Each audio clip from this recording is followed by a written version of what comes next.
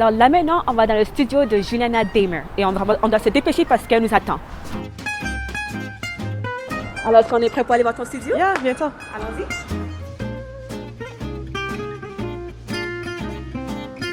Et bonjour.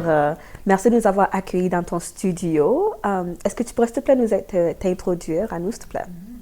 Alors, moi, je m'appelle Juliana Damer. Je suis une artiste visuelle et photographe de Edmonton, en Alberta. Parfait. Et est-ce que tu pourrais, s'il te plaît, nous dire comment est-ce que ton parcours de photographe a commencé?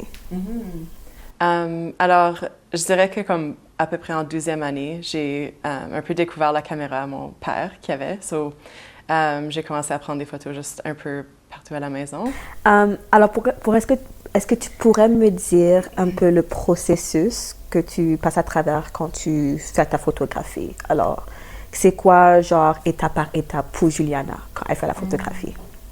Ça, c'est une question assez difficile. I guess ça dépend aussi de quelle photographie on parle. Alors, si je fais un projet, c'est sûr que je fais des projets artistiques, mais je fais aussi des projets, comme je photographie aussi des événements, des mariages. Mais ce qui me passionne plus, je dirais, c'est surtout les photos d'artistes.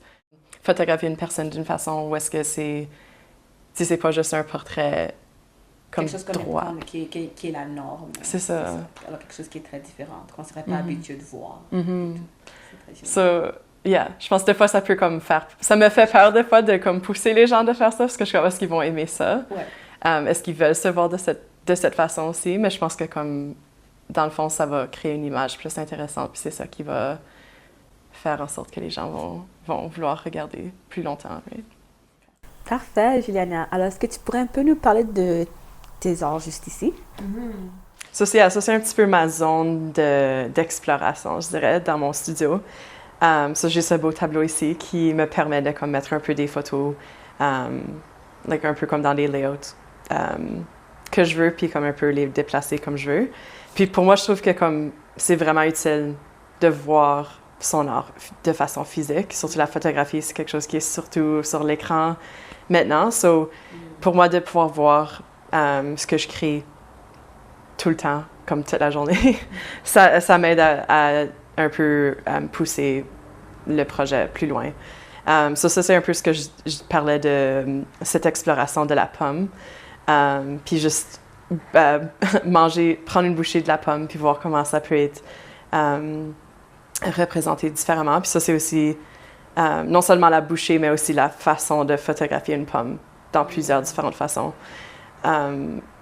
Pour moi, je trouve que c'est vraiment le fun de pouvoir comme, explorer juste un objet puis voir combien de fois ça peut être reproduit. Je trouve que c'est une bonne façon aussi de développer sa créativité parce que ça te pousse vraiment comme, surtout avec un objet. C'est simple.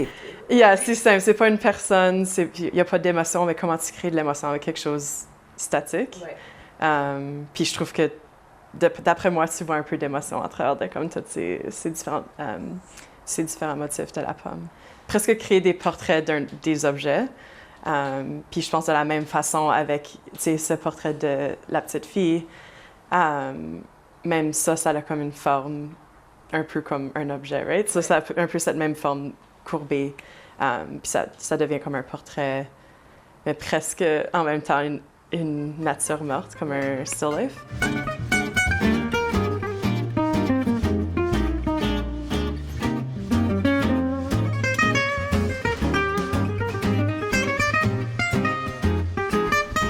Merci beaucoup, Juliana, de nous avoir accueillis dans ton studio. C'était vraiment génial. Merci à vous et merci au CAVA aussi pour cette belle opportunité. C'était vraiment génial pour nous. Yeah. À plus tard. OK, bye. Bye.